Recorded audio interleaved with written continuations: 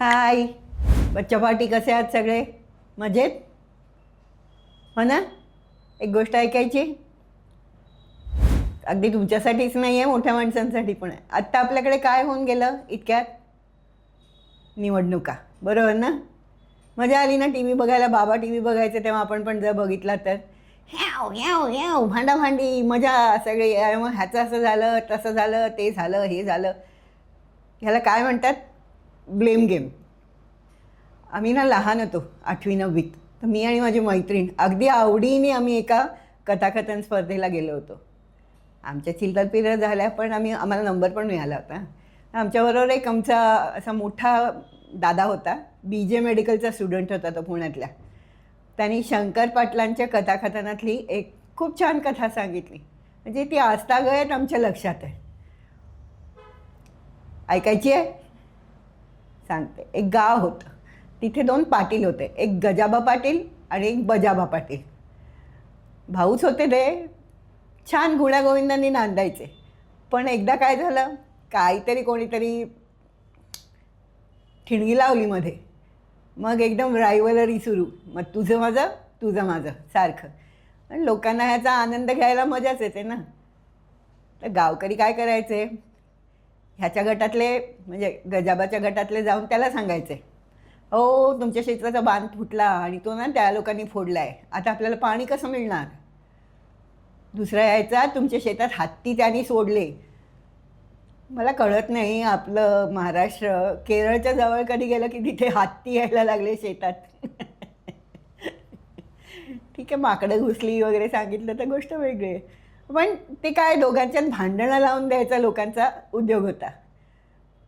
मग तुमचा बांधच फुटला, मग तुमचं हेच झालं, मग तुमचं तेच झालं.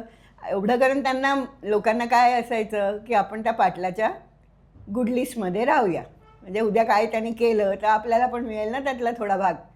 मजा करत होती लोक. आणि मग असा सगळा निरोप आला की पाटील चिडायचा, हे नक्की त्याचं काम. गजाबा म्हणणार हे बजावाचं काम, बजावा म्हणणार हे गजाबाचं काम. सगळं सारखं काही झालं की ब्लेम गेम चालू. काहीही चांगलं सांगितलं तरी सुद्धा त्यांच्या डोक्यातच ते घुसत नव्हतं, कारण ती इतकी रायव्हलरी फिक्स बसली होती त्यांच्या डोक्यात. बाकीची लोक मजा घेत होती त्याची सगळ्याची. एक दिवस ना बजावाचा एक असतो असिस्टंट, तो धावत धावत धावत येतो, बजावा पाटील तुमच्या घरी पुत्ररत्न झालं. आता सरळ शब्दात सांगायचं ना, तुम्हाला मुलगा झाला. तो सांगतो तुमच्या घरी पुत्ररत्न झालं. तर बजावाला त्या सगळ्या राजकारणाच्या नादात काही सुचत नाही. तो म्हणतो हे नक्की त्याचंच काम. त्याच्यामुळे काय होतं, लोक हसायला लागतात. अरे त्याच्या घरी, तुझ्या घरी मुलगा झाला तर त्याचं कसं काम? अशी मजा होते सगळी.